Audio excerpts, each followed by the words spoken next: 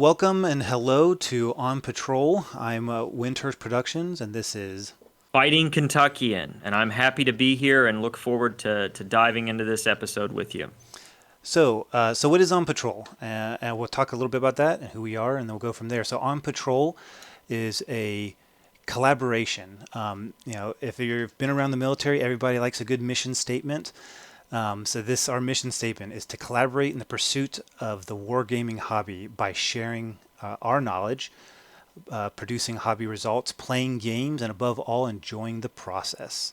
I know I completely agree with that. I know that it meant a lot to me and you to come up with something as far as, we do enjoy posting and content and everything that we got out. So the goal here for everyone listening out there is for us to, continue hopefully to push the hobby forward, continue to add to great games, hobby results, and basically just sharing any knowledge and taking any knowledge that you can give us out there as the listener and incorporating it into our hobby. So we're just excited to be here, and really meant a lot to us to make sure this is a collaborative, not just with myself, Fightin Kentuckian and Wyndehurst Productions, but all of you out there.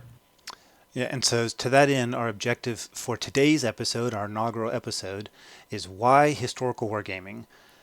We're going to start it off with a brief synopsis about wargaming and historical wargaming for those who might be totally unaware of what it is, our thoughts on the subjects, and then kind of how we feel you can get into it. But before we get into that, I think it's important to establish who we are and why you should care what we think. So, Fighting Kentuckian, why don't you tell us a little bit about yourself and who you are?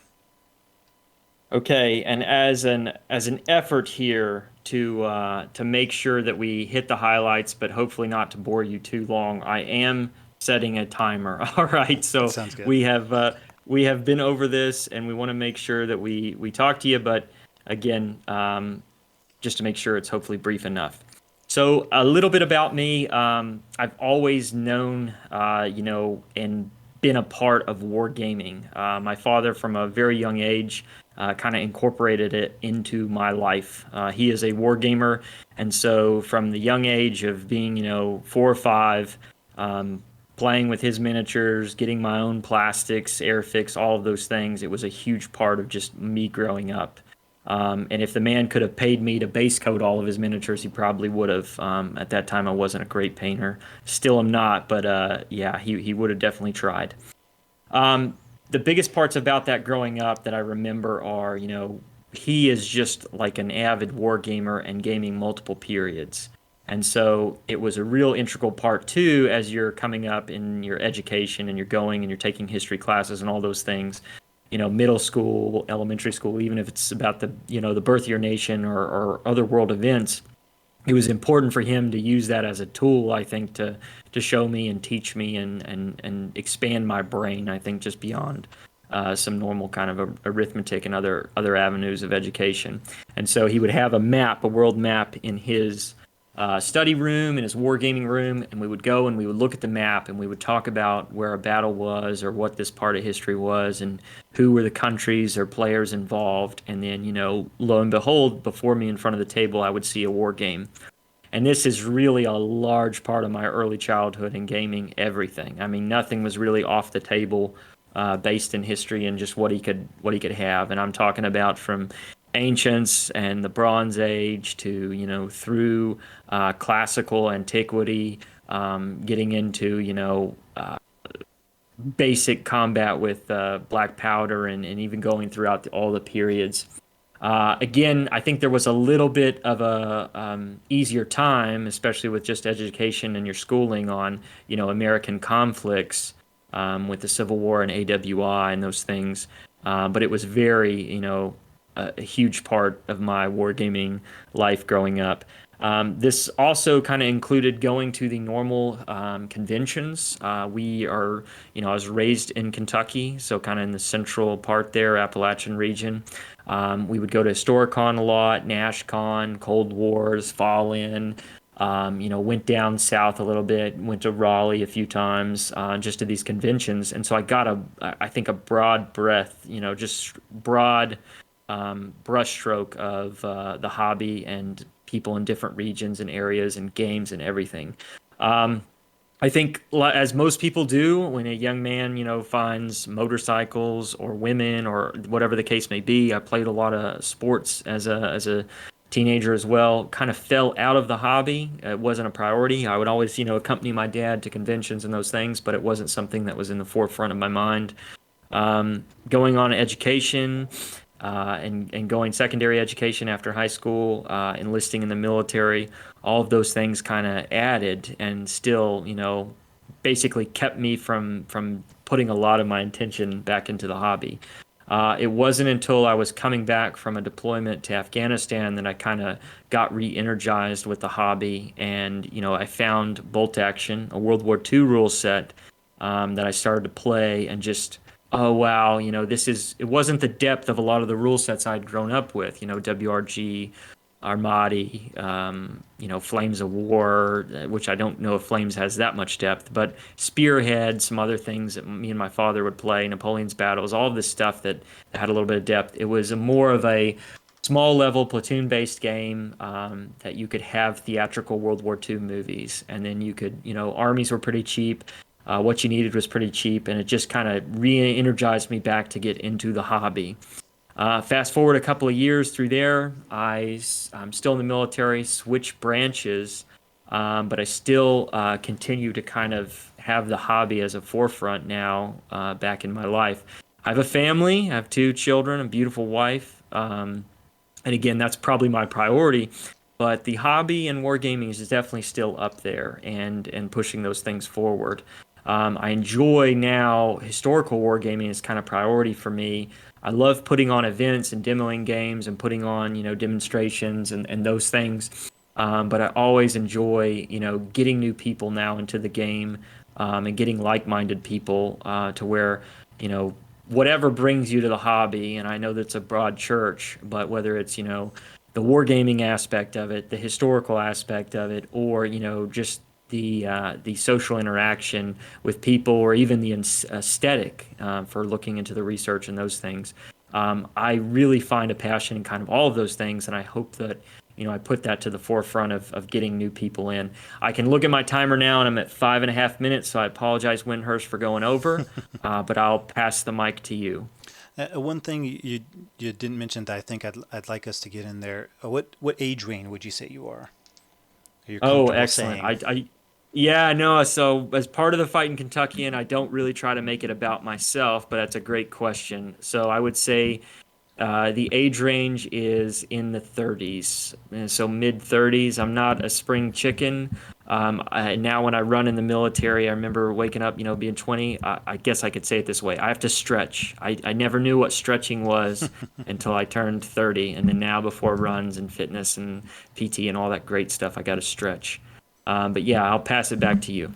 Yeah, so I had a bit of a different introduction to wargaming. Nobody in my family knew anything about it, that it was really even a thing. My dad was in the army, and come from a long line of people, family members who served in the military. So that military history was always part of my life. My dad was a history major. Just he'll tell you it's because he didn't know what he wanted to do and he loved history, so he just majored in history. And so I got to grow up with that love of history and introduction to history, with a focus on kind of military history. It wasn't until I was in my, I think 13, I was visiting the United Kingdom with my family, and we went to a little shop, and they had a Games Workshop section of models, and didn't know what they were, didn't know it was a game. All I saw was, oh, cool, here's some little goblins, a whole unit of goblins, and you can buy them and paint them and have a little army like to play with. I'm just thinking of toy soldiers. And over the course of time, that led into, okay, this is actually a game. There are rule books. I got into 40K, but I didn't really have a good community around me, at least that I was tied into well enough to game with.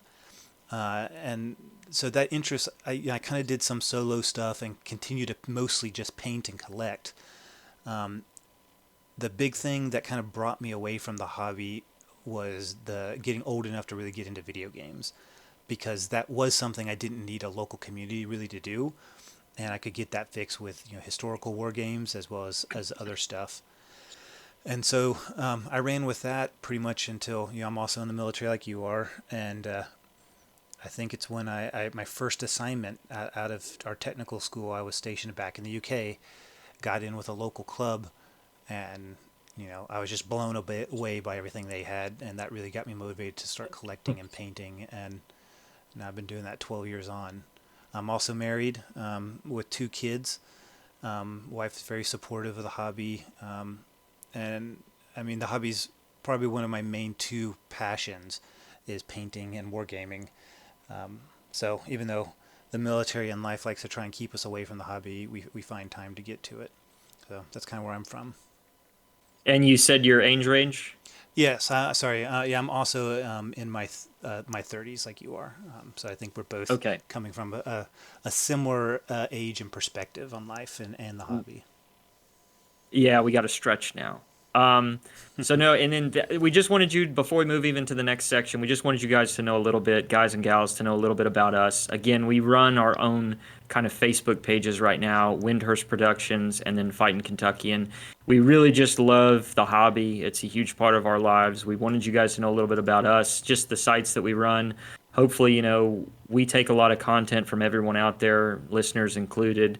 And we hopefully are putting out there something, that we thought, hey, we wanted to discuss this further. We wanted to talk between ourselves, invite people on, and continue to kind of grow and spread the hobby. Our next kind of talk into here is, and what we're going to talk about is wargaming. I'm going to give you, again, a brief synopsis.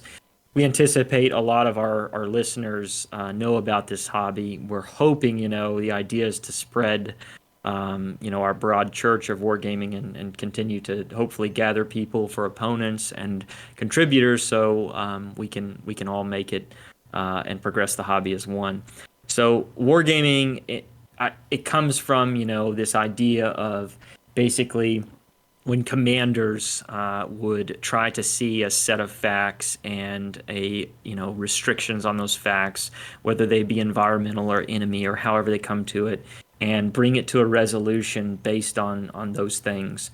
And so a lot of people harken back to Kriegspieling, and that happens in the 1800s, where it literally translates to a war game, to where one side is playing, hey, these are my logistics, this is what I can output as far as effective combat things, and these are my limitations on that. And so you again use all of that against a near peer or an opposing force, and it would give you an outcome.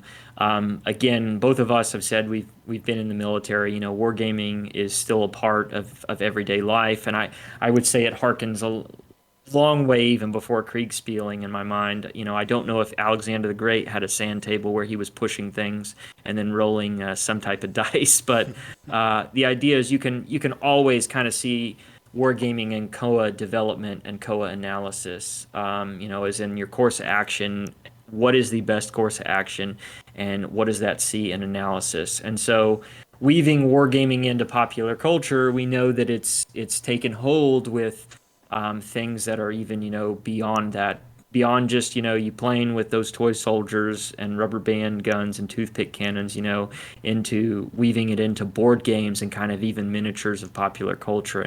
And wargaming is not just solidified with historical wargaming, even though that's hopefully what our topic is going to be about today, and talking about the pros and cons and where we go from there. And so with that brief bastardized 2 to 3 minutes on to give you an idea of what we're talking about if you've never heard it before, which hopefully we have a few listeners that are curious about wargaming. But for all of you, I apologize for the shoddy explanation, and we'll move on to the next session. Yeah. Go ahead, So Wyndehurst, take us away. yeah. So now we want to focus more on what is historical wargaming. So, like Kentuckian was saying, it really all started with the application in a real military setting. And so now that it has developed into a game that people play recreationally, historical wargaming is the side of the hobby that still focuses on that historical origin. So you could say it's looking at a set of game and rules and a process through a particular period or military event. You can kind of break it down into a couple different maybe subsections. So you'll have historical simulation, what if games, and then some kind of in betweens. So by historical simulation, I mean you take a set of rules that are meant to encapsulate and recreate as in detail as possible the conditions that commanders and units would have actually dealt with on the field. Everything from the ranges of different weapon types, for the armor thicknesses of different ships or tanks. It's very crunchy. It can be very crunchy, lots of charts and everything with all this very, very detailed. And it's really meant to try and recreate a simulation of either a specific battle or a specific time period or conflict, because that's what the people who play those rules are into. Uh, and then the other kind of side of that is more what if. So you might take a lot of rules that are set in a historical period, but you're gaming, gaming really possible scenarios that could have happened. So, like, what if Pickett's unit didn't charge, right? We know historically what happened, but because we have this hindsight, you might try something different. And so it's not recreating a specific historical battle, but ones that might have happened or battles with different conditions. And then if you take that into the in between, you might actually have scenarios that never could have really historically happened, but you're using it in a historical setting with units as they actually would have been. So like samurai versus Napoleonics, you're trying to represent both of those as historically possible as you want to, but they never would have engaged. And so I think that's kind of the range you tend to see in historical wargaming. What do you think, Kentuckian? I completely agree. I really love gaming in all three of those, just like you'd laid out. I think, the historical simulations, a lot of people don't want to just fight with those forces again, X versus Y equals, Z. And so maybe they like to push their hand on the pulse and say, what if the Prussians would have not shown up at Waterloo, or what if this would have happened in this operation? And so it could be anything in between, and it allows for some really allows for you to kind of expand your knowledge of not only the history, but see how sometimes these big decision trees that come out of history kind of, I think, I would say, balance on a knife's edge. These decisions that commanders and countries and generals make go and affect us and nation boundaries and everything from here on out. So it's extremely exciting and creative to me, and I love the way you laid it out. Yeah, and we don't mean to say that either way, any of these ways is the right way to historical war game. They're all facets of the same thing. But just to lay them out there, so if you're totally novice to historical wargaming, you have an idea. And the next kind of point that we want to bring up is we don't want to say that historical wargaming is the end all be all. We don't necessarily agree with that. We have some strong opinions, but we're not out there trying to just say it's the best. But we want to say is we think you should give it a shot, I guess, is the kind of the bluff of this. And then we want to talk about situations surrounding historical wargaming, goals, barriers, and those things. And to lay that out specifically, I want to start with the outline with saying, we're going to talk about your passions and interests and why you can get into historical wargaming. We're going to talk about possible barriers for historical wargaming. We're going to talk about your end states and your avenues of how to go about historical wargaming if you're curious about that. And hopefully we'll end the show on some other fun segments where we can give you some chatter about our different opinions and thoughts. So without further ado, to just kick that off, we're going to kick it off with section one, kind of a passion or an interest. And so, for I know a lot of people out there, passions or interests can, mainly are going to spring around media that they see, or, data they consume, or some type of period in that. And that could be anything from movies, written works, art, media, games, you name it. Something you can see out there can, pique your interest. And so one that kind of resonates with me is, I'm sitting in a 2000, I believe it's 2000 movie theater, and I just watch as Maximus Decimus, right, and the legions in the north fight these German hordes, and just the Roman testudo and the 5 minutes that all that, consisted of that movie. But I was like, man, that just looks awesome. I want to go be part of that, do something with that, or I want to research that more. I want to figure that out. That's intense. And it can be any movie. I've got fond memories of walking the Gettysburg battlefield with my dad and going on Devil's Den there, and then Little Round Top, and kind of, seeing Joshua Chamberlain, with his nice mustache, that actor from Dumb and Dumber, who's got a great range, obviously, but is, charging down the hill with unloaded weapons and fighting the Confederates with bayonets. Those things really resonate, I think, with a lot of us, and so it's one of those things that really piques a passion or interest. And there's hundreds of them out there. I'm sure, if you're listening to this podcast too, or you've seen a movie, you've seen a book, you've seen a picture or a game or something that's kind of like, wow, I know nothing about that period, but wow, that is really interesting. What are some things, in your media consumption, Wyndehurst, that you thought, resonated with you and maybe piqued a period or an interest for you? Yeah, so one of them for me, like I said, the big thing early on that kind of pulled me out of the hobby was video games, but then it also kind of turned around and put me back into it because there were games like the Total War series where you could have mass ranked battles, and at the time I was really doing, if anything, skirmish stuff. It's like, wow, it looks really cool in the game having these huge, historical ancient battles that I'm commanding. How much cooler would that be on the table? And like just seeing that and knowing how much more satisfying the experience is on the table in the game, and that I could possibly have that experience. So that was one for me. I'd say a media form. Yeah, totally agree. And Total War, I remember always having to like undownload it off my computer, or I was going to fail out of school or something. I was going to be like, ah, man, I need to reevaluate my priorities right now. But Total War is an amazing game. The next kind of, subcategory of what we're considering a passion or an interest is, history in itself, that can be personal history. And what this is an ancestor, this is a location, this is something that's, historical, prevalent to you. I know both me and you hail from, near the Appalachian Mountains, and there's a lot of great national history that we have about the foundation of the country.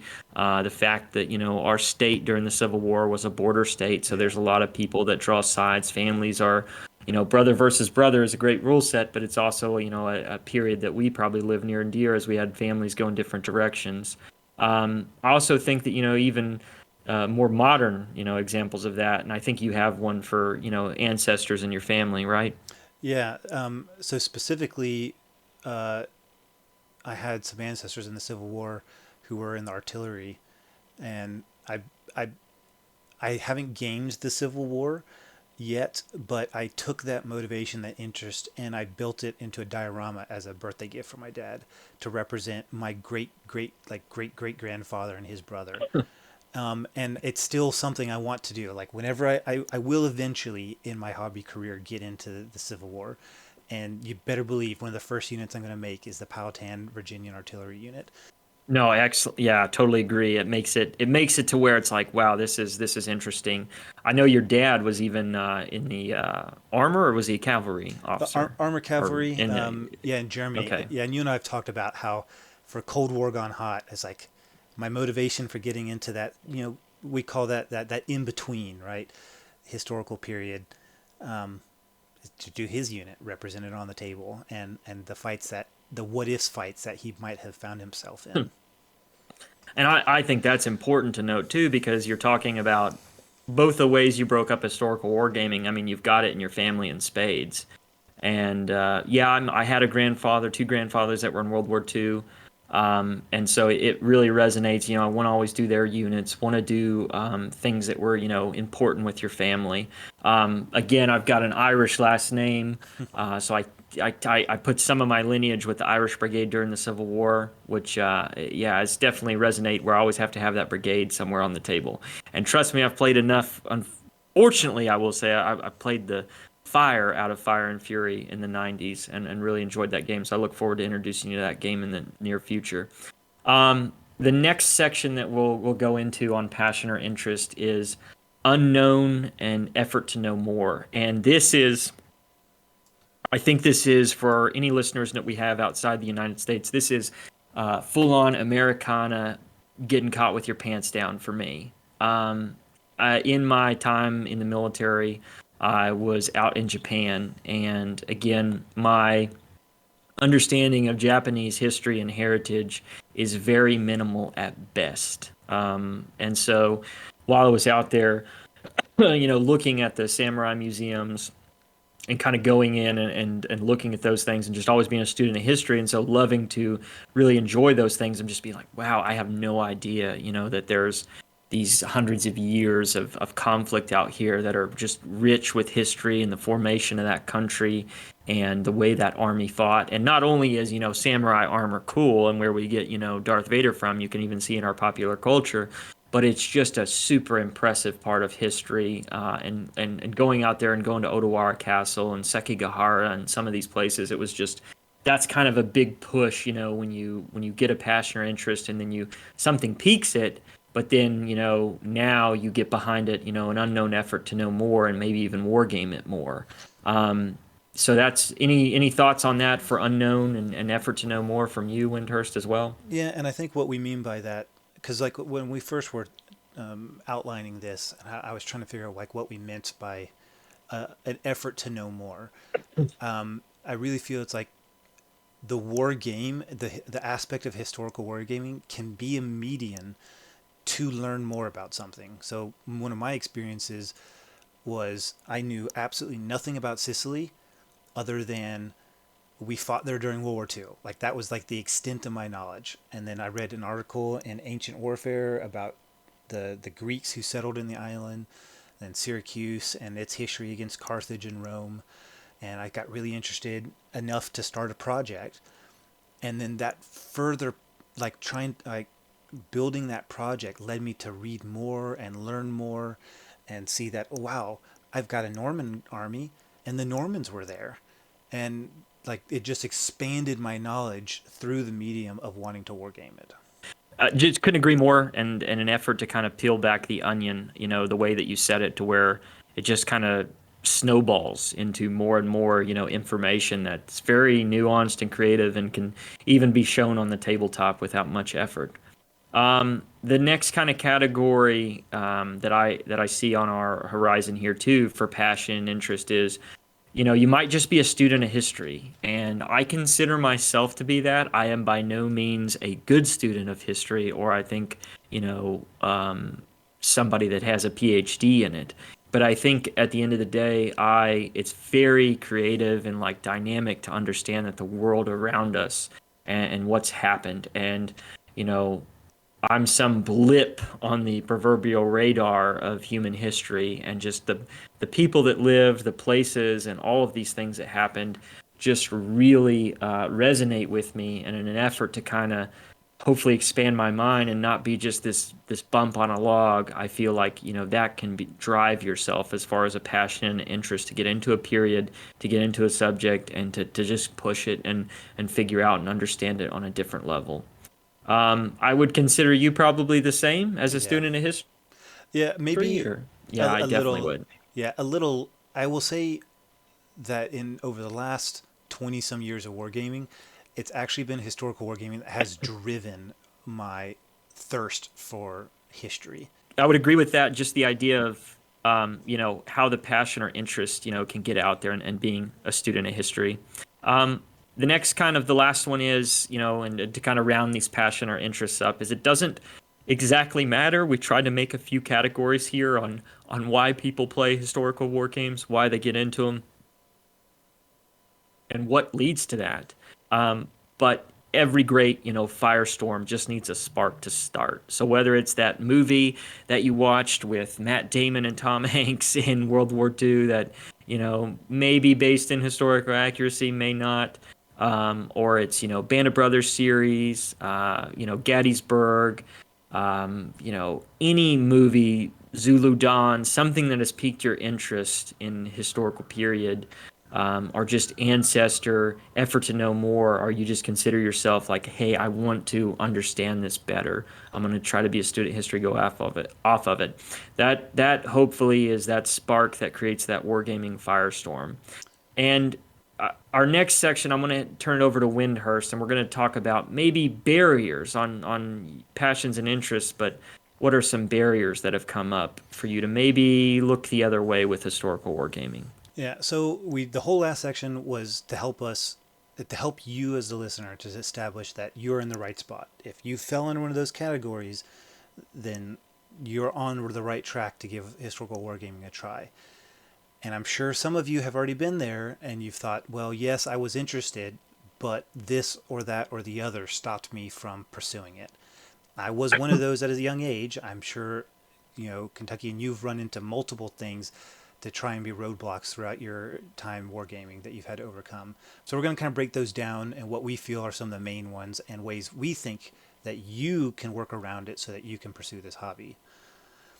So let's start with one that I actually experienced very early on: rivet counters, or not to offend anyone, but neck beards might be considered an inappropriate term these days. Don't want to offend people. But so by rivet counters, what we mean are your literally you might be like counting rivets, or button counters is another common term. And these are individuals who they take their passion for the history, you might say, too far. They're clearly motivated and passionate people about the history, usually a very specific period. So let's say if it's Napoleonics, they might know every single uniform exactly how it ought to look.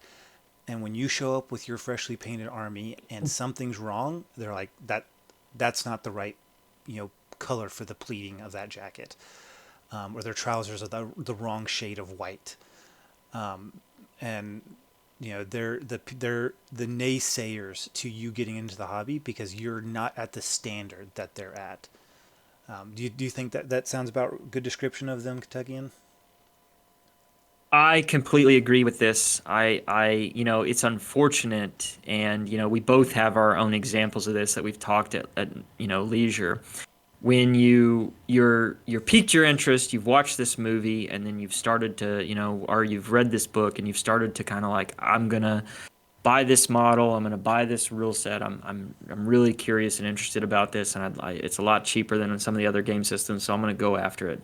And you post a picture online, or you go to a store and you have somebody come up and examine your models. And what's one thing here recently that I've had? Well, my Numidians for my Punic War game are a little bit darker than what the average bear, or rivet counter thinks. And I can respect that, and I can appreciate, criticism and other people's opinions. And I remember even, in my young age of wargaming, painting, the Scots Greys, this is going to be heresy, right? I should be strung out and shot after this. Some of their horses black. And so it's I think it's unnerving to a lot of people when they get into it, or they get railroaded and bombarded by these people. But just as Wyndehurst kind of said, these people, we want to kind of turn that again. Again, I think these people lose sight of the social contract, right, of wargaming and getting out there and just being personable. And I respect and I appreciate their knowledge of the period. And if I only focused on one period, if I only did one thing, or if I only, like I was so well read in it, or maybe let's say I had a PhD in, Napoleonics, or whatever the case may be, or Numidians and what they were like in Africa. I would, you'd want to say a comment like that to somebody, or you'd want to, maybe alert them to something, especially if the historical war game is based in that. I think sometimes this can come off as off-putting as people when they're getting into the hobby.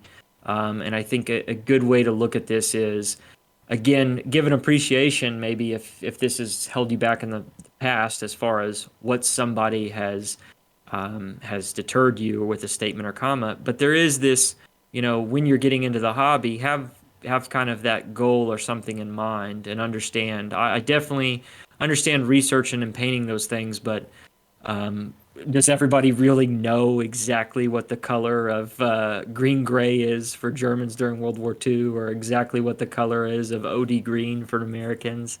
I think there is some kind of license in some things, and I guess to roll that all together is we've both got our personal examples, but understand hopefully that person doesn't come off too crass or too direct to you, and I can appreciate that and still come into the water. Don't let that deter you as far as, oh man, well now I feel awful about this unit I've painted or something like that. We all have to start there, and you might have plenty of good reasons on why you want to paint something the way you do. I think me and Wyndehurst have a rule of cool is always a good go-to Yeah. between, yeah, maybe all the Roman tunics weren't red, but man, that looks cool on a tabletop. So I've got to go back to that. What are your thoughts on, a response to that, Yeah. Wyndehurst? So you can take it two ways. You can be appreciative. Honestly, you could look at them as an asset. If your goal is that you want to represent your units as historically accurate as possible, hey, use them as a resource. You know, bring them into the fold. You don't have to be put off. Like, oh, you know what? I appreciate that feedback. Hey, next time I'll shoot you some pictures of a test one. Let me know if this looks right, or what colors do you recommend I use. You know, some people are just awkward how they come off, and so them telling you that might seem like they're being a put downer when it's just an observation. But also know that they are a very small minority of this hobby. And so you might run into one who's like, I will not play with you because they don't look right. And you know what? You probably don't want to play with that person anyway. I wouldn't want to play with that person, I'd say. Yeah, completely agree. Completely agree. Because I don't think they're in it for the same reason I'm in it. And that's fine. That it's everyone can enjoy the hobby how they want. But I think the two best ways to deal with those individuals is you can embrace them if they can help you, and if not, find someone else to play with. Yeah. So I think we've nailed that one. The next one I think we should talk about is the lack of knowledge, and by this we mean you could two ways. You don't know enough about the historical period or what it is. You don't know about the rules, or you don't know enough about the hobby. How do you get into the hobby? And you can tackle both of those very differently.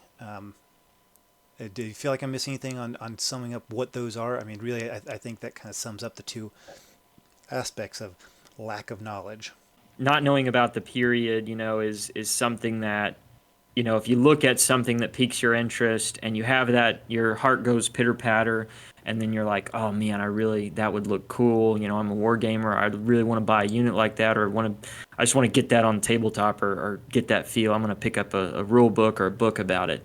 And I think you can be deterred when you open up a book and be like, okay, this is another job, especially if you look at something that has a lot of information. So I think Napoleonics come to my mind in the initial thought of it. And, if I opened up one of those Napoleonic uniform books after I'd seen Waterloo, or that new movie with Walking Phoenix that should come out, hopefully here in the next year, I'd be like, man, I don't know if I want to game that. I don't know if I can paint all of that or just even understand it.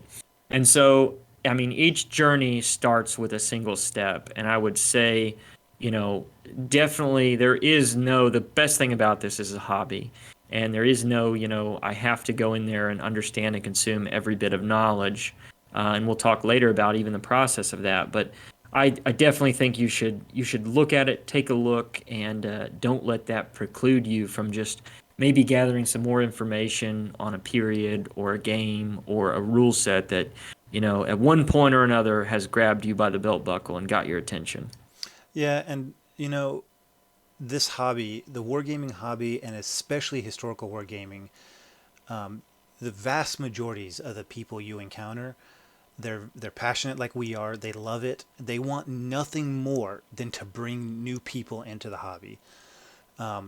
So literally, you just ask. You find there's Facebook pages and groups, forums, your local game store.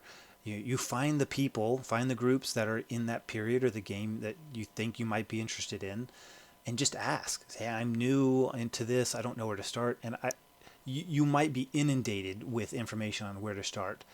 It might be like drinking from a fire hose, but these gamers will get you in the right direction because they want nothing more than another prospective player to join them. Yeah, completely agree. So then moving on, so scale and size. So you've gotten past the gatekeeper rivet counters. You've kind of overcome the lack of knowledge, but part of that lack of knowledge can also be what we call scale and size. Scale and size can fall into two categories. There's the literal scale of the models, and then there might be the scales of the game. That's everything from skirmish games to just a couple dozen or less miniatures to huge rank and file armies of thousands. And then the scale of models is everything from 28 millimeter, which when we say the scale of the model, normally it's measured from the top of the head or eye to the feet of a individual model if it were standing straight up and down, as though it was like a 5.5 to 6 foot tall person. Does that sound about right?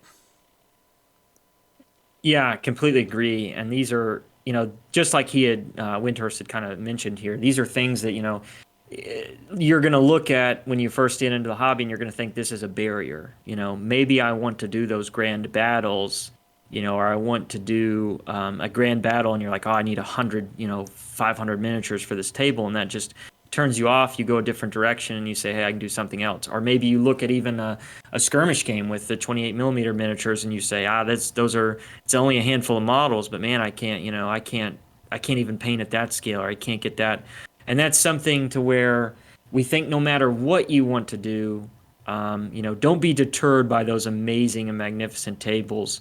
Definitely take a look into those tables, and if that's a goal to shoot for, great. But again, a good way into this hobby is to start small, something that is kind of a smart goal, something specific, measurable, attainable, and realistic and time bound.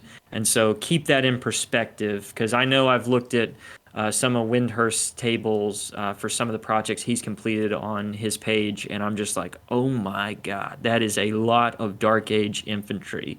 I would never be able to do something like that. And I think it's just, take that one step, take that kind of bridge, and figure out if that's the direction you want to go or if there's something else you're kind of trying to get out of it.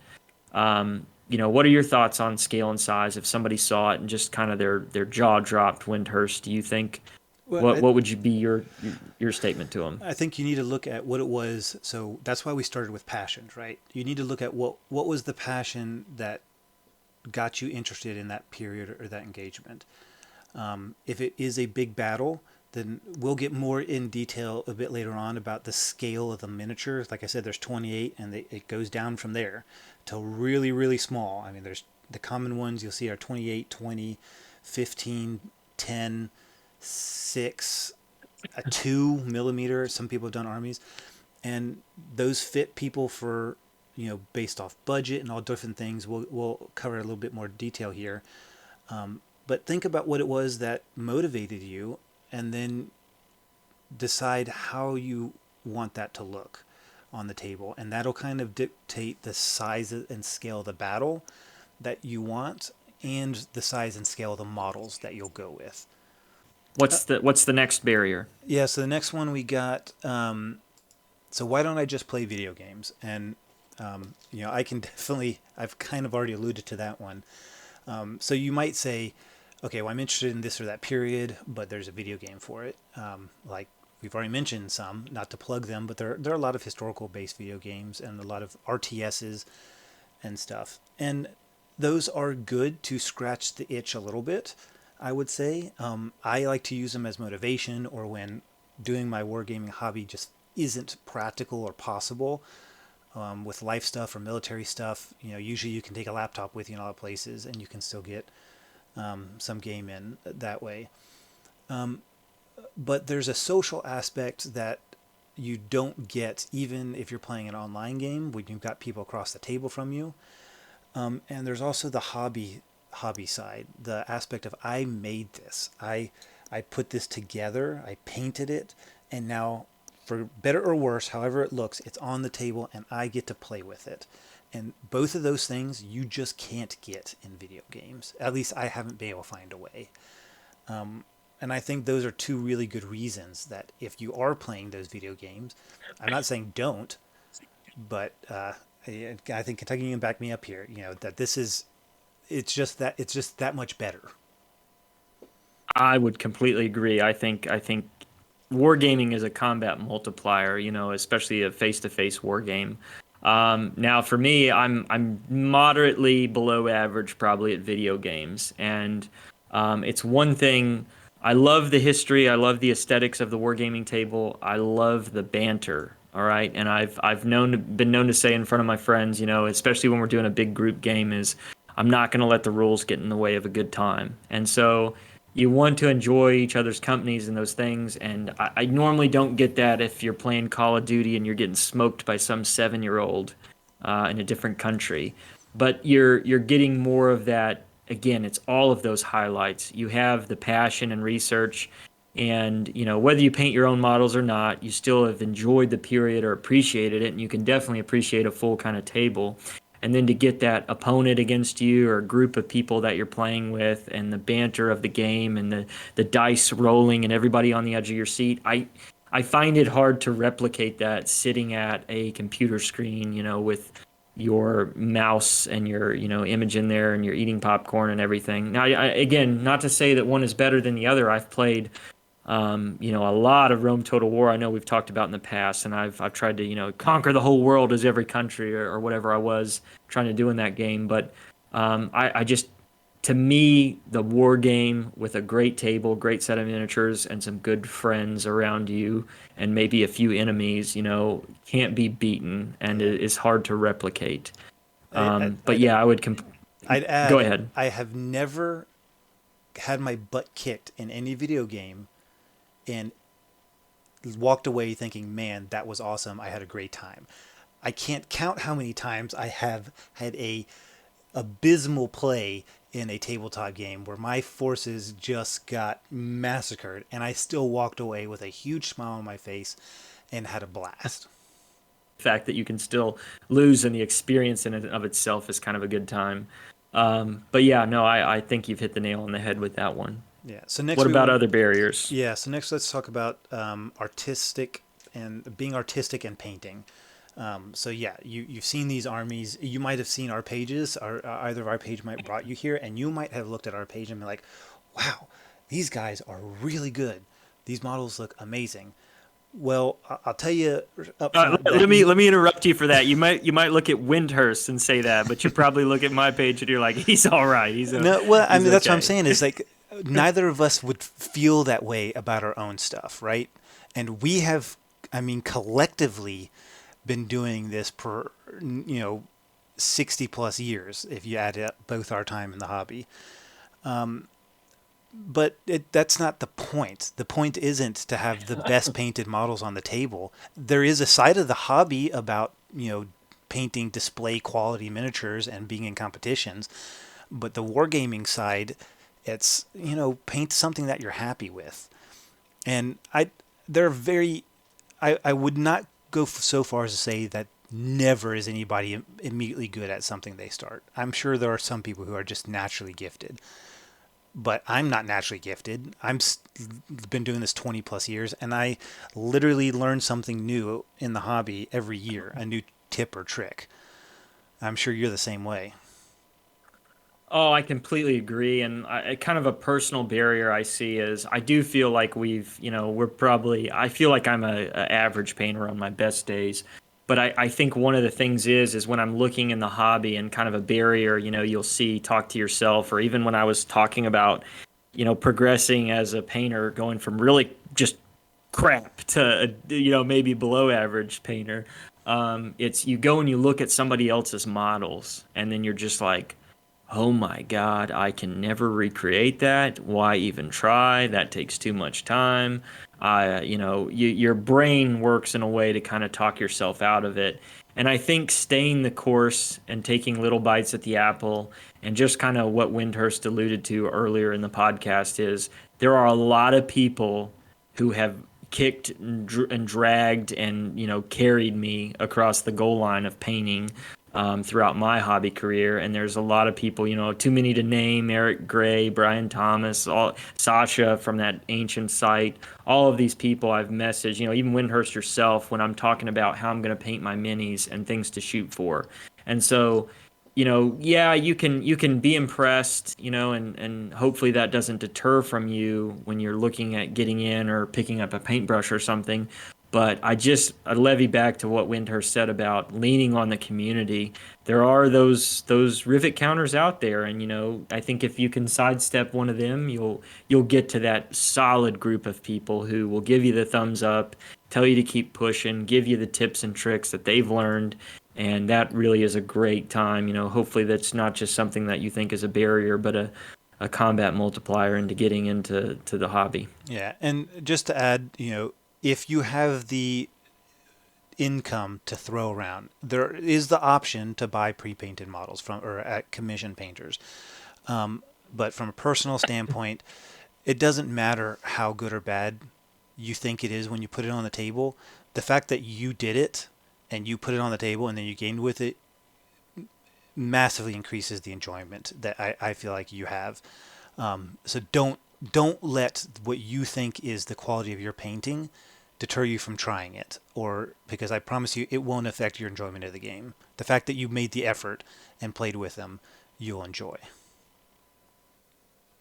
Yeah, yeah, I completely agree. What do you see as maybe one of our last barriers? We've talked about a lot, but I think this might be a big one. Yeah, the last big one is opponents and need someone, and this is something that the two of us have struggled with throughout our hobby, and we'll even have a dedicated episode. I think maybe one of our next couple episodes will be about how to work around this. But just to kind of touch on it, so just finding other people to play with.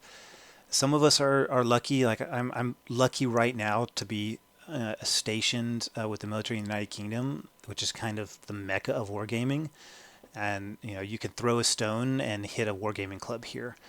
But a lot of times, both of us have had to grow our own communities, and that's where reaching out through social media is an option, as well as look at solo gaming. You want to touch on those? Yeah, no, I think that's just like you said. And first of all, I'm super jealous of the fact that you've been to United Kingdom twice. I definitely joined the wrong branch of the military. Yeah. But yeah, solo gaming is something that I think has come and had a push recently, and I think especially with COVID and everything else that was happening, and the idea between you don't necessarily need that person to get the enjoyment and the fun out of the wargame hobby on the table. Now, I would argue that it's definitely gives you more to have an opponent or something, but it's a viable, I think, alternative. And there are whole groups online that you can reference and join to look up. Now, whether the mechanics of the game that you're interested in has that kind of solo dynamic that you can kind of embed in the game, or whether the game is something where you think you can, with a few turns and twists and edits, you can put a mechanic in there. I think that's something that you shouldn't shy away from, almost like the idea of playing it solitaire. Um, Also saying, just going back to you and saying opponents, I think that can be true, even of periods and things like that. Yeah. I think most of the time, we'll go. Bolt action has been a good avenue for me with, dare I say, historical wargaming, although a lot of people won't consider that game historical, more of theatrical World War II. But it'll help people get interested in a period, and then it will help kind of build players around that. Games like that, whether they're based in competitive wargaming or, they have a small model count, or the rules are not as restrictive to only play certain historical scenarios, allow for a lot of other players to pick up an army that maybe, just like reference what we said earlier, you said earlier about, what is a what if historical war game where armies can fight out of different years, and even bring that to it. When you have the ability to get an opponent who could bring an army within a rule set and play you, even though they maybe historically didn't fight each other, that still gives you a little bit of a variety. I think if your passion, is dead set on, well, hey guys, that's all well and good, but I really want to play Huguenot, from Napoleonics, or I really want to play the Battle of Little Round Top. And I'm not to say that you can't do that and you couldn't find a group that's dedicated to that, but sometimes based on proximity, where we live, if we're near a big city, a big town, are even a gaming group that games that, you might have some limitations. I think most gamers will game a lot of periods. Or try. They'll try I anything think, once usually. yeah, that's probably a better way to say it. We'll try, but I think there might have to be some talk, to get that in. And I think both of us, can speak specifically with the military, where we've had to say that probably isn't my first period, but man, that group is very supported, and I will, I'd gladly kind of pick something up. I can get interested in that and look at it. And so it's just figure out, I think, this question is going to be, and this barrier is going to be to each of the individuals that are, listening or that have ever experienced this. And I think try to find some medium if you can, and definitely don't be so inflexible not to try a different period, to venture out of your comfort zone, to maybe even drive a little bit of a distance to get into a group. But the reward of picking up that new game, driving that distance to get into a group you want, or something like that, I definitely think is worth the little bit of extra effort. Any other thoughts you have on opponents, or kind of things that you've done? I know you've even started a wargaming club Yeah, before. and yeah, so I know you've been real big in community building, and I've tried club building and stuff. Really, if you've gotten through the other barriers, or if this is the only barrier that you're as a listener you've experienced, the best way I've overcome this, because there have been times where this was my only barrier, and I'm invested enough in the hobby. It's like, you know what? I'm just going to paint both armies, and I started small enough where I could get a small game in, and field both sides, and then other players don't have an excuse, right? I've got everything. You want to play? I want to play this enough that I'm prepared to put that time investment in. And that might not be the best option for somebody who's just getting started in the hobby, but if you've been in the hobby, or in the greater hobby, that is a way around it. I know you've done similar. Sometimes you have to just tighten down the bootstraps and dive in, and think about getting both armies. But even you can do that on a small scale. I know both of us in the past have played Saga and played Bolt Action and those things, and you're talking about, with a limited investment, a squad or two, a handful of infantry in both.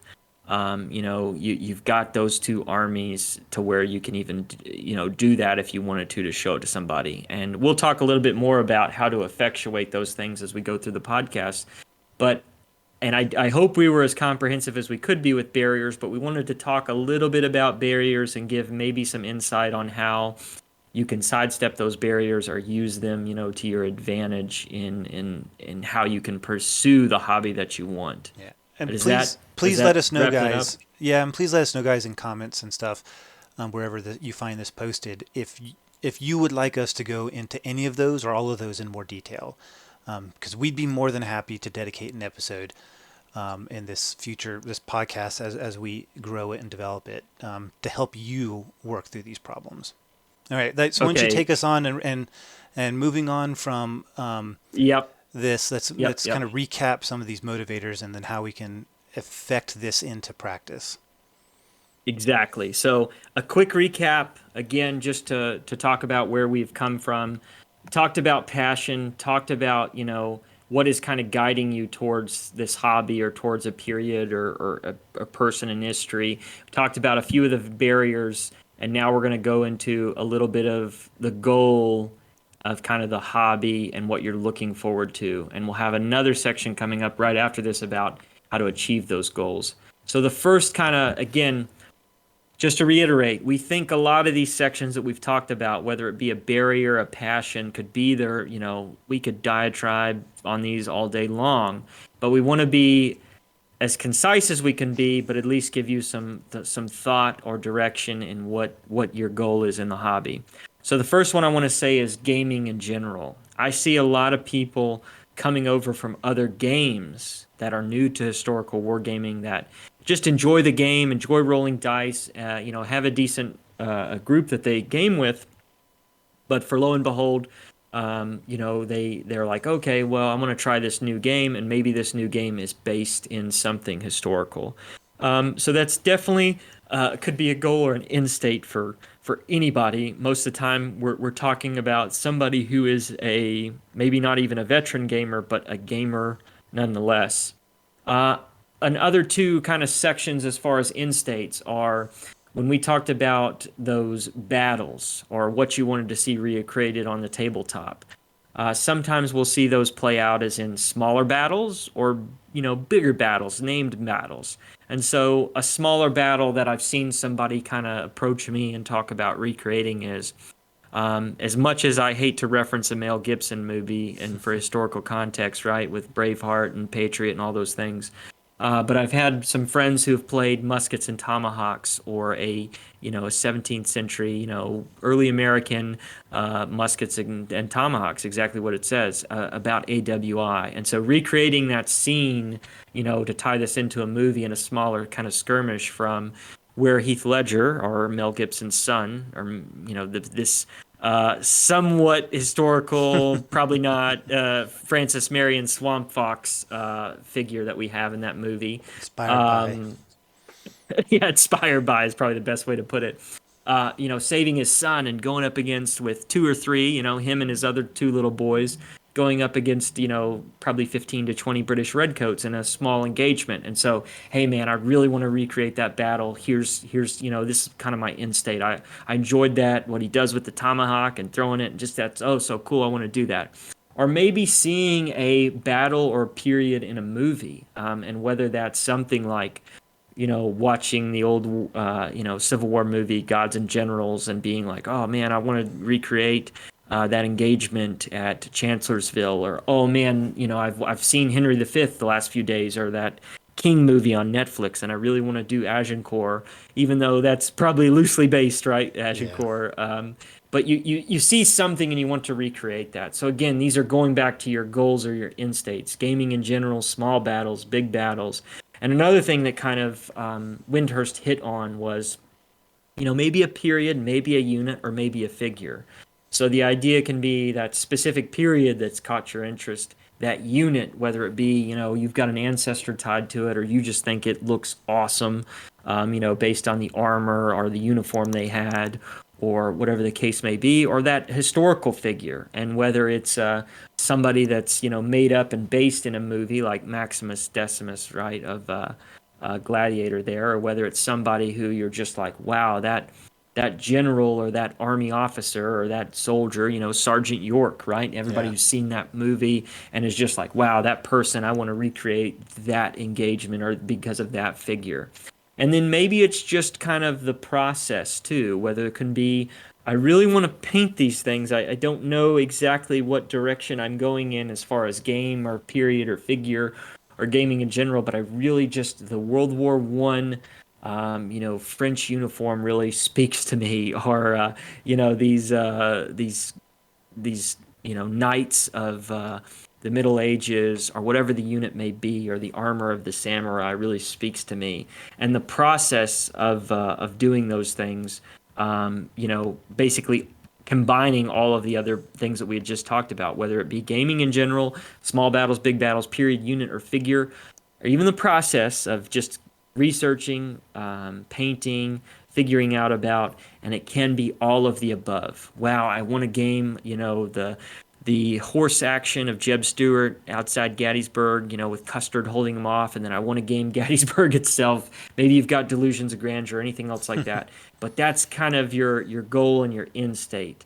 And so just to kind of hash those, we wanted to make sure that after we talked about barriers, we suited back up and we got ready for that. Yeah. And again, we're both going to kind of attack this next piece, but we want to make sure that we're going to give you as much detail as we can. We've been talking to you for a while now, and so we understand this is going to be wave tops.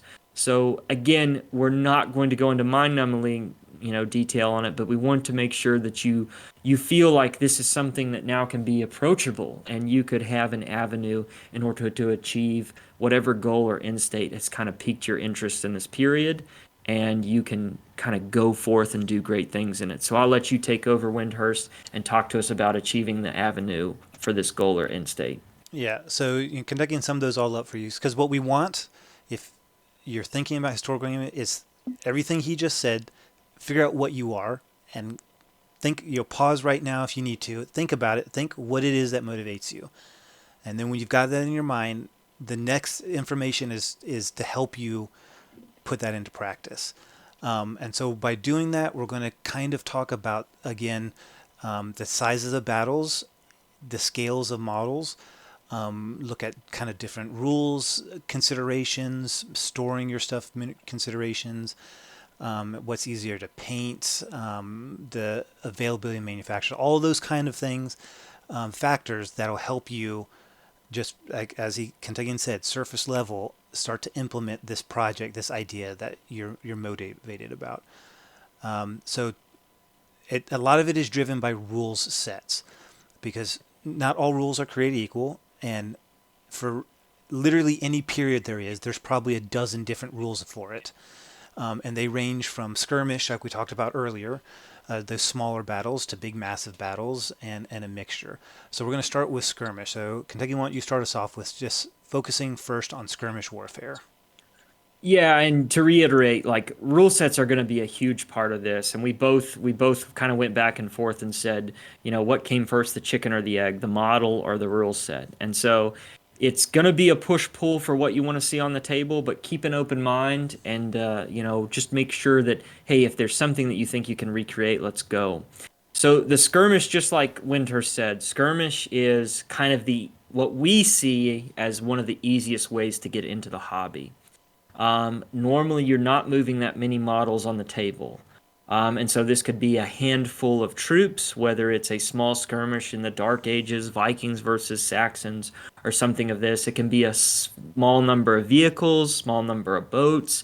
It doesn't have to be individuals or people, but it's replicating a smaller action. Doesn't mean it's even less critical sometimes, right? Some of the most daring engagements or covert operations, or some of the most critical things happen between 5 to 10 individuals in a historical period, or in a game, or in a combat, or anything on that line. We see skirmishes being kind of right now, and if you stick to the land component, 28 millimeter is kind of king of those Yeah. things. A lot of different manufacturers, a lot of different rule sets that normally are pretty small, in page count. Some can be rather large, but they can give you that feel of you've got the artistic ability of what I would consider a decent, good sized model on the table, to make it, whether it's a little band or a squad or a team or anything like that, and recreating some type of fight. The rules are all over the place as far as that goes. Like we said, you've got a lot of great things. I think when we think about Dark Age, and a game that both of us have played has been Saga. You use this battle board, you use a handful of dice, and you're talking just a handful of models for a really small game, and not very many models for a decent sized game, 20 to 30. And even bolt action is the same with theatrical World War II, and that allows you to recreate these kind of smaller kinetic fights on the table, and they give you maybe a flavor of the period, whether it be a machine gun from World War II, or a crossbow from the medieval times, or a longbow, or whatever the case may be, a pike now with Saga going into kind of the Age of Hannibal and those things. And so that's what a skirmish is to us. The storage, issues with skirmish are, we think, pretty beneficial for people that are just getting into a rule set. When you're talking about a rule book, a small playing surface, some skirmish games are even 4x4, 2x2, 3x3, yeah, is pretty common. pretty common. So those things can allow you to make this kind of a turnkey job. And then, like we said, there's a lot of different manufacturers. One of the things specifically is that we wanted to talk here was just wave top brief examples. So from flash to bang, in hopefully just a few minutes, I talk about an idea about how I've brought this to the tabletop. Watching the movie Midway, seeing kind of that on the screen. Aerial combat is never called to me. I'm in the army. I'm a ground pounder. I'm a dumb grunt. I'm not that advanced to be able to fly a plane. My wife would probably tell you can't even drive a car. He can count to 10, I can promise you that. So, but the idea being is that seeing that movie, and that kind of gave me a passion. not only because it was a World War II Pacific movie that wasn't just crap like Pearl Harbor, but it had a lot of decent stuff, that gave you a little bit of a feel of the period. And I know all the CGI and the craziness, and I'm not here to kind of defend that movie right now, but I think it gave me that little pitter patter that we were talking about with passion. And so rule sets that I've never done before. So I go out and I start looking on the web and I see, Blood Red Skies. And it's this small, simple Warlord Games rule set, 10 to 15 pages at its base, that is very simplistic to get in. Doesn't have a high model count. I think the base box brings with it 6 planes from each side. And as soon as you put it on the table and you pick you up one of those nice blue mats from Cigar Box Battle Mat, or you know what, an old bed sheet, blue bed sheet would suffice just as well. And you throw it on the table, and you know what, you've got Hellcats versus Zeros, and you're going after it, and you get a feel of that period in that movie, and it's a quick, fun game. And I mean, as far as a price on that, you're looking at less than $100 if you buy it from a secondary manufacturer, and our intermediary kind of company that's selling those things. And you've got it small storage. It's done. It's a turnkey job. And guess what? You have just become a historical war gamer. So I think there's great advantages to keeping it small, especially if you're intro or you're not very well known in the, well read in the period or anything else like that. And then, hopefully that grows. And like every wargamer knows, and I talk to Wyndehurst about this all the time, scope creep is the bane of a wargamer's existence. I've already added Kates and, all these different dauntlesses and stuff to that project.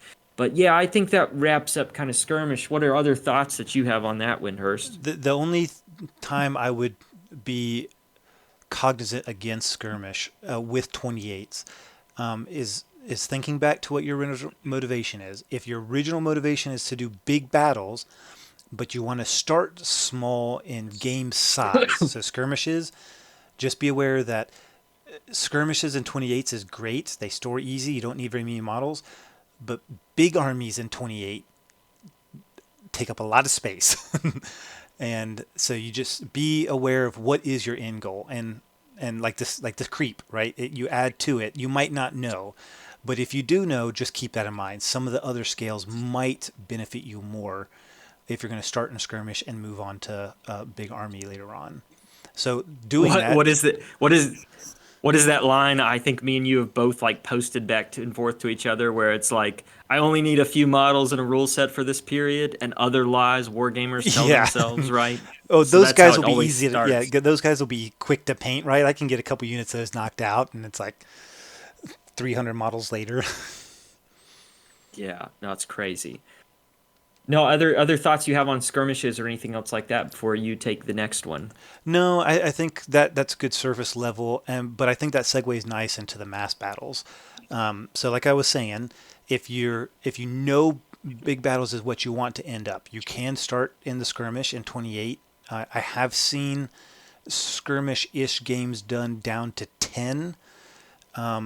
You can, what is it, Battlefront? What is the one you got me into? They got Northec. Battle group. So Yeah, battle battle group. group is an individual model normally done at a smaller scale. So kind of skirmish level, and then you can work it up bigger.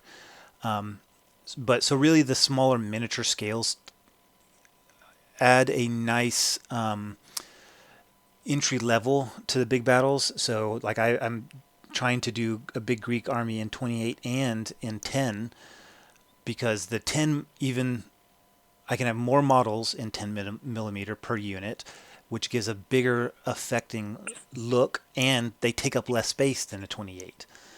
And there's just as many rules for the smaller scales in big battles as there are for 28s and skirmish. Your storage options are a little bit more flexible because they are much smaller the smaller down you go. They can be considered forgiving in painting. I don't know.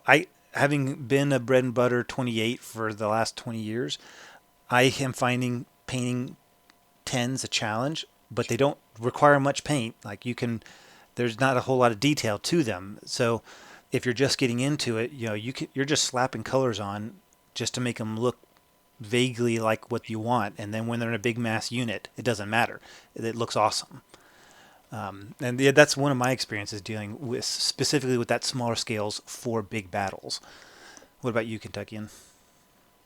I agree with you, and I think there's a lot of companies out there that do a great job of this like turnkey job. I think 6 and 10 millimeter and 15 millimeter are what you see with kind of recreating maybe larger engagements on the tabletop.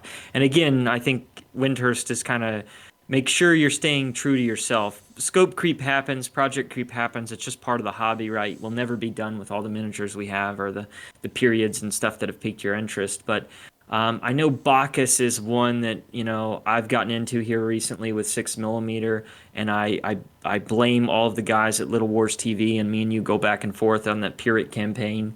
And I think, they sell whole armies. They can be financially pretty cheap, in the fact that you can get almost a whole massed army for, less than $100 or $50 or $20, depending on who you buy from. And then, 10 and 15 is kind of the same way. Rules out there for all of these periods are, what are you trying to recreate? Be very cognizant of that. Is this something where I want to be a wing of a battle? Do I want to do all of Gaugamela like Alexander the Great? Or is this something where I want to even do higher than those stuff and talk about, being a core commander and those things? Storage, I would say, both of us have fallen into this, is very inviting about if you wanted to do a mass battle with smaller miniatures. I know we had talked and discussed, and I know you have a 10 millimeter Greek army cooking up, and I've got some 6 millimeter kind of Pyrrhic stuff cooking up. And the idea that you can store a whole army, in this 8 by 11 or whatever sheet of paper case is very interesting and intriguing to me. The price is cut down a little bit. Obviously, you're going to need more troops, but there's a lot of good factors, for going in this smaller scale for mass battles. It's not to say, I think Wyndehurst, we both suffer from this as we do mass battles in 28 millimeter. But it still is another way just for somebody who's thinking about it, who wants to get that big creation of a mass battle. You can look in those scales, and I think you can achieve your desired result pretty easily. Yeah, the other big advantage I think in considering small scale is you just might not be your life situation might just not allow for you to have a big army in a bigger scale. The way you move around with your work or the amount of space you have at home. And that was a big draw for me to try the smaller scale being in the military with the possibility of TDYs and deployments. I don't want to have to give up my hobby for 6, 7, 8 months if I, have to go someplace. It'd be really great to take a small army in a little box that can go in my suitcase and find some like-minded guys on when we get some break time to get a game in. And if your life involves travel, that's something to consider and keep in mind. Yeah, no, completely agree. And then I'll say this too, as far as rivet counters and stuff, when you're talking about 6 and 10 millimeter, sometimes it's hard for people to see the Yeah. exact, stuff that you're painting. So that could be a pull to you too, if you're just like, well, I know Roman shields are red, right? And I'm gonna do this in a lightning bolt, or I'm gonna do this. It's a lot. I will say models at that scale are very forgiving. Would you agree with that, or Yeah, rather than 28s? they are very forgiving, and I think that's why I'm having a hard time painting them because I'm used to higher demands and detail, and being freed from that is just like, is this right? Am I doing this right? Because it feels Yeah, I wrong. haven't. Yeah, you've knocked out a bunch of a Greek skin in like 15 minutes, and you're like, wow, this took me 2 hours and 28 millimeters, so it's crazy. But it's definitely, I think, mass battles is a good way to achieve that in that scale. For somebody who's just getting interested into it, and hopefully won't deter you because again, just like Winter said, it's something where you can produce a lot, let's say faster than 28 millimeter. Not to say that it's any easier or anything else like that, but I feel like you can get through that just on the paint alone. Does Yeah, that about summarize mass battles? yeah, I think that's fair. And then our last kind of section here about your avenue for achieving that is a mixture. And so I know that, there's all different scales in miniatures, and whether it's skirmish or mass battle or that period that you want to go after, there's ways to achieve, I think, that result that you want to get out of that game. And so What we consider, would be a mixture would be anything in between. You can use all scales to get to a mixture of a mass battle or a wing, or you can use, scales we haven't even listed, 20 millimeter, all of these things to give you that fight. So what is something, again, it will have more troops than just a handful to not give you that skirmish feel, but it will give you maybe a little bit more depth normal. One of the rule sets that we just talked about here was a battle group, a World War II rule set that kind of shows combined arms. So in that rule set, one of the things that everybody knows about World War II is it involves a lot of armor and tanks, but it still has the infantry in it. So I would kind of juxtapose this when we talked in number one, when we talked about your avenue being a skirmish. I would consider bolt action kind of in that scale with maybe a skirmish plus. You get one tank here and there. You got a few different add-ons and weapons. When you look into a mixture of massing, skirmish slash an actual pitched battle, you're looking at a rule set that gives you maybe a combined arms feel or something like that. And so in Battle Group, the games that we've played, you can have an armored platoon, or maybe a bunch of Americans in half tracks with a Sherman troop, of three Shermans kind of helping them out and assisting them, and they clear the village. Which can also be said when you're talking about, okay, here I am doing a pitched battle in the American War of Independence, or a wing of it, and I'm going to have kind of the skirmish fight on the end as well in there. And so anything that kind of that looks to be the gray area in between the mass battles and the skirmish is what we would fall into that mixture. And a lot of people, there's a lot of complexity to some of those rule sets, right, to pull something off like that. But it's not something that, hopefully will deter you. The idea is you can still find that niche. And some people go to these mixture games just because you're not going to recreate, an armored fight with an infantry fight in skirmish. And, if you wanted to in World War II, it's going to be hard. Normally in bolt action, the tank sometimes unfairly is king or is often, even ignored. And if it misses, it's one shot wonder. But in a mass battle, a big armored fight, if you're thinking about Kursk on the tabletop in 6 or 10 millimeter, you're not going to feel like maybe you're playing that infantry fight in a house. And so these mixture kind of rule sets and scenarios will give you a feel of that combination. And each one of these three, we feel have their advantages, but each three, you need to be very specific about what you get in here. Wyndehurst, looking to you as far as mixtures on what your thoughts are, about how to achieve that, or where you've seen that on the tabletop, or people that kind of, what other rule sets maybe have you even seen, a combined arms or something that would incorporate a mass battle and a skirmish? I mean, I kind of look at mixture a little different in my personal hobby. So I look at it less into the rule sets of the mixture and more into my collection. And this is something I know you and I have talked on a lot when doing our big armies.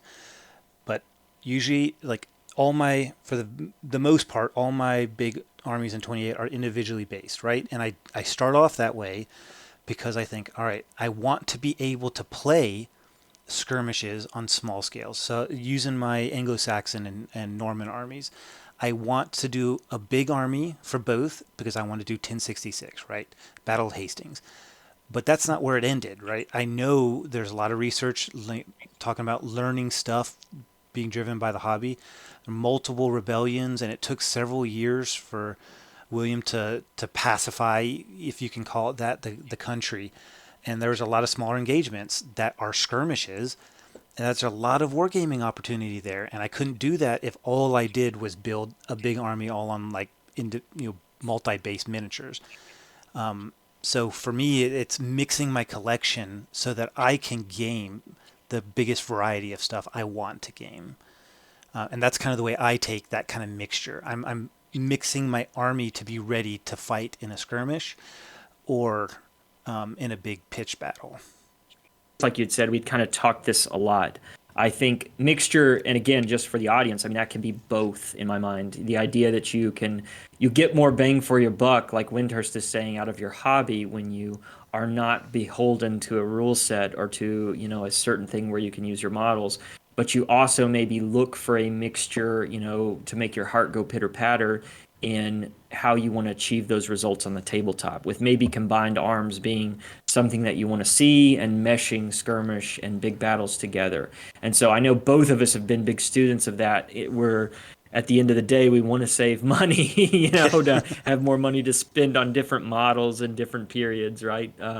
But the idea is, we both have kind of taken a liking to that, and individually basing some models, but being able to transfer them to a movement tray or to a base to Yeah. allow us to play that rule, to allow us to play a different rule set. So, I encourage all the listeners, as you looked and you kind of navigate that avenue, and now you've gone to that passion, you've looked for that passion. Hopefully what we've said here, this recording has talked to you about the barriers that hopefully you don't see as barriers anymore, and you see ways around them to sidestep them, to kind of come on in. The water is fine in wargaming, and now you're looking at what Wyndehurst kind of said in these last three of these avenues for you to pursue that hobby. And whether it's a skirmish, a mass battle, or you're already going to go in the mindset with, I know I want to play different things. I'm not sure if this rule set is the right thing for me. It seems to be played in this scale, and so I'm going to do it in a way to where I can, play different games, play different periods, maybe with those models, and open myself up to a variety of different experiences. And that last point I'll put on these avenues are, and just I think it harkens back to Wyndehurst's point about having a community out there. Don't let the loud majority or loud minority, I guess, keep you away. There are a lot of people out there who will let you have a game with their miniatures and will host a demo for you, or let you get that experience. Go to a convention, go to a show, go to a group that is meeting in your area, and figure out what they're playing. I don't both in me and you are probably where we're at in the day of the hobby because somebody took their time with us. I know whether it was probably an elderly gentleman in the Disselfink room of Historicon who let this young boy play with his models, and get a Napoleon's battles out on the table, or ACW, or whatever the case may be. Hopefully. And I still feel, and I'll turn it back over to you here shortly, but I still feel there's a lot of people out there that are more than happy to get you to experience historical wargaming. You just got to look for them. And again, don't let even that preclude you from embarking on this journey of historical wargaming. What are your other thoughts on these different kind of Yeah, I think periods, and putting this listener's feet in there? yeah, just so our final little hit on this. We are hoping that surface level this gets you motivated to get into it, and I can say from my own experience that the majority of the periods I game because somebody else had a collection and invited me to play with them because I didn't have anything in that period, and I enjoyed that period, or those rules so much that then I went and started it myself. And even from, like I said, when I got to England, that first assignment, joined a club. I mean, I was there 3 years, and it probably wasn't until the last year when I was bringing my own stuff for games, and they would say, "Hey, we're gonna play this." I said, "That sounds cool," or "I don't know anything about it. Let's see what it is." And I'd show up and be like, "All right, man. Here's your section of the army, or here's the game and the rules, and we'll walk you through it and make sure you're understanding, and let us know if you have questions." And it really is a phenomenal community, and even my wife tells me that regularly, how impressed she is with this community that is wargaming, and specifically historical wargaming. It really is a great bunch of people, and you just need to reach out, and they'll help you get into it. They'll help you get started. They'll motivate you and keep you going on it. Yeah, couldn't agree more. And that kind of summarizes our points here on historical wargaming. Just to kind of echo what Wyndehurst said, this has been a wave top conversation, hopefully for those who are interested in the hobby, and and especially historical wargaming, and how to get in, and barriers and avenues, and how to do it and achieve some desired results. But also, we're asking out there if any, hopefully there are some veteran wargamers listening, and other points and thoughts that you have on getting people, or tools of the trade, tactics, techniques, procedures, TTPs, on that you see that help bring people into wargaming and specifically historical wargaming, and whether that's that period, that size, that scale, that rule set. We'd be very interested into your thoughts on those things. And I just couldn't. I'm going to leave what Wyndehurst said because he nailed it on the head there with the hobby is really great and the people are amazing in it. Yeah. So And if we'll move on to the next yeah, section, if that's good with you. yeah, moving on swiftly. So we want this to be a reoccurring thing, right? Because we feel like there's more we can offer you guys, and we decided there's a couple things we'd like to do at the end of every episode. We've went on for about an hour and a half just talking about all this. I can't promise they will always be this short or this long, depending on what your preference is. But we decided there were at least 2 or 3 things you like to do at the end of them. And Kentucky, why don't you tell us what they are, and then we'll get into them. No worries. So you've grabbed your shield and spear, or you've grabbed your rifle or your musket or whatever it is that you've joined us on patrol, and we've navigated a little bit of the hobby together today with Wyndehurst and Fightin Kentuckian. And what we want to do is at the end of every episode, we want to talk to you about our kit bag and what's kind of come along with us on patrol, or what we have kind of added. And in this section, we hope to talk to you about hobby products and gaming aids, and whether we bought at a store, or we were made by us, or they act as kind of a combat multiplier and add to our table. And this is how we can effectively use them. These can be simple products, or even kit bash things that you can't buy, like we'd said.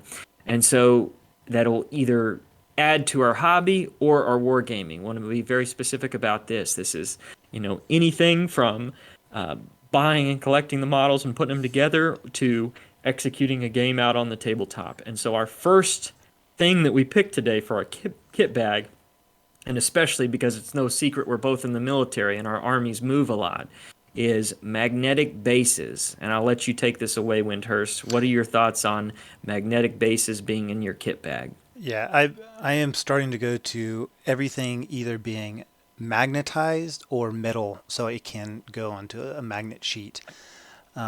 Specifically, the 2 main things I've been using predominantly are either just metal discs and then a magnet sheet in a tub to help hold them still, or not, no paid promotion here, but War Bases, which is local and convenient for me to get, do bases with pre-drilled holes for magnets, and that's made it really convenient for these individually based guys to put them on a base with a magnet in it.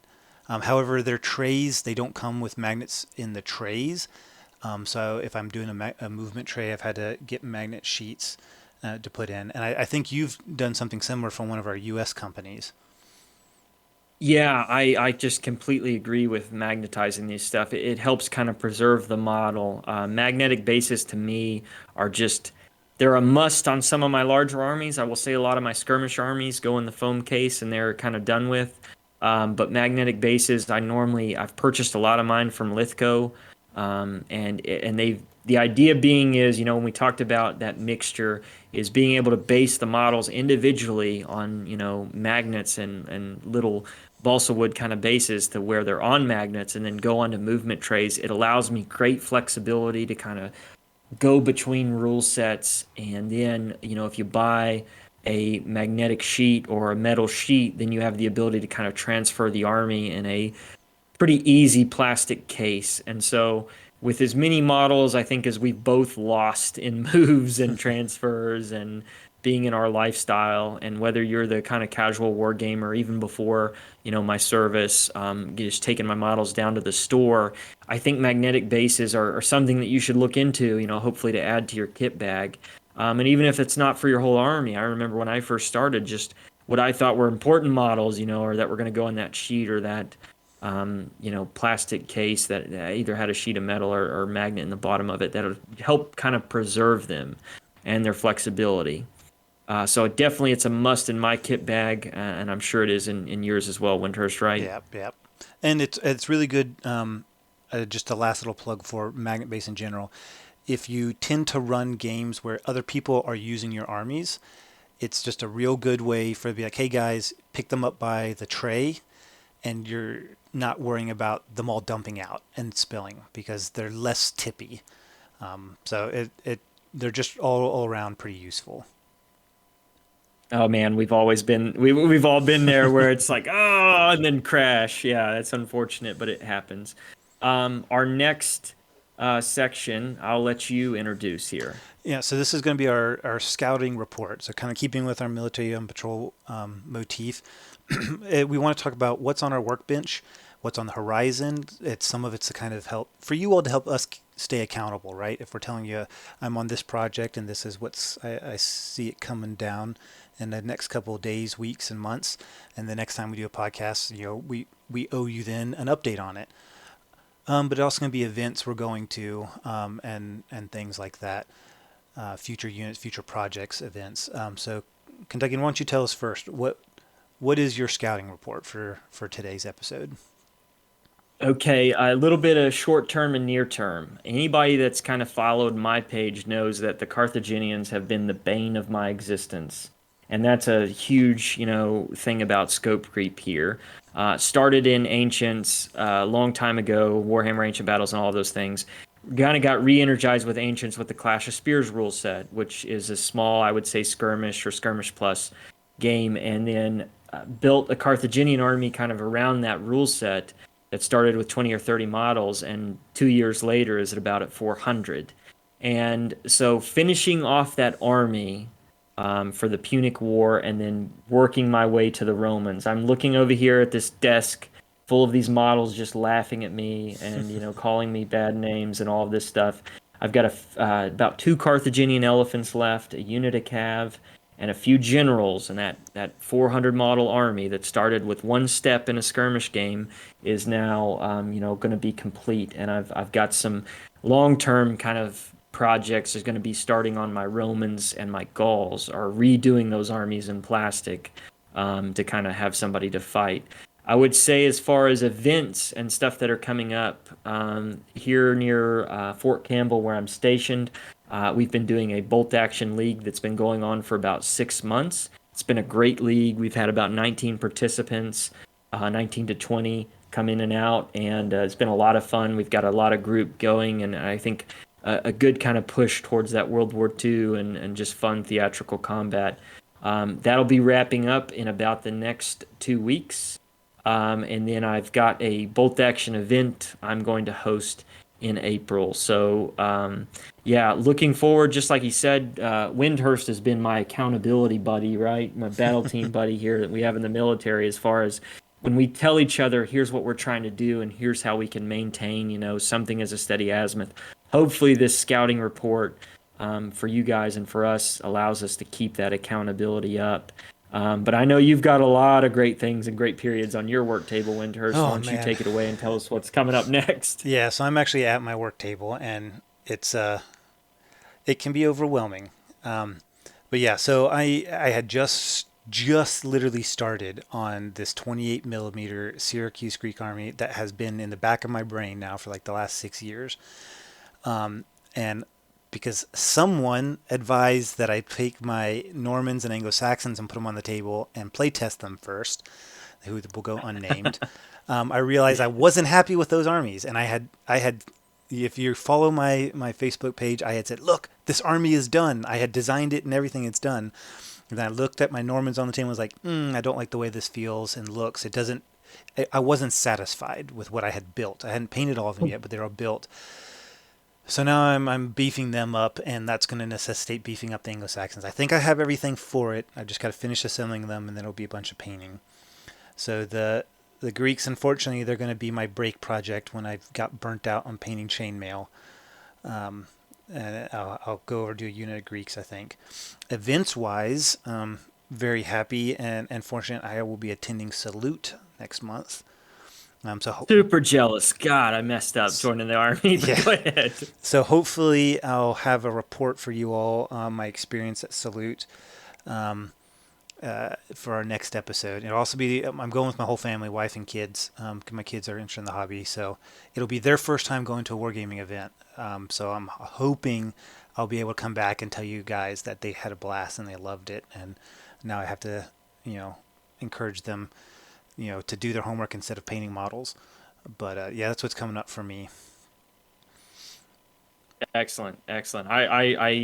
We'll see. We've had some conversations about the regularity of the episodes and what we intend to be in the future. But hopefully, kind of kit bag and these scouting reports help keep us accountable, help kind of give hobby tips and tricks to you, and then help kind of allow us to hear your input and your advice. And please comment on our Facebook pages and let us know things that you can't live without in your kit bag or your scouting reports. What's on your tables next? Help keep us accountable, and hopefully we'll help keep you accountable.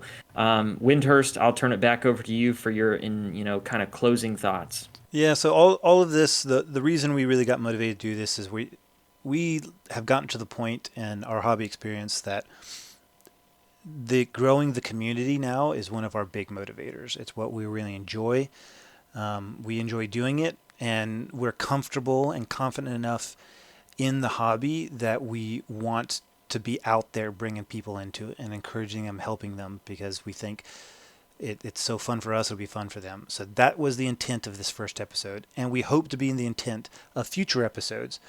So we didn't say it all here. There's lots more stuff we can go depth on these topics if you all feel like it'd be beneficial. So I would like to say, I hope you all will, you got something out of this, and that if we make more episodes, you'll be back, and hopefully you'll continue to get good information out of these. Kentuckian? Yeah, completely agree. If you're listening to this, you're part of the community. You're part of, whether you're on the precipice of joining or you're a veteran that I've already asked, or me and Wyndehurst have asked painting advice from, or gaming advice. I truly appreciate each and every one of you. We hope to make this, as we said in our mission statement, a collaborative space so that we can help. We want you to comment, we want you to listen, and we want you to give us feedback. In the future endeavors, we hope to have guests, to have different period piece, to go and peel back some of the layers on the onions and these things. And we just look forward to that interaction with you guys and gals kind of moving forward. So without further ado, we've really appreciated you being on patrol with us this last few hours, searching for enemy and different things in the hobby. And we look forward to you picking up again your kit bag with us, your spear, your shield, your sword, your weapon, whatever of choice, and joining us on the next On Patrol. So get ready and move out.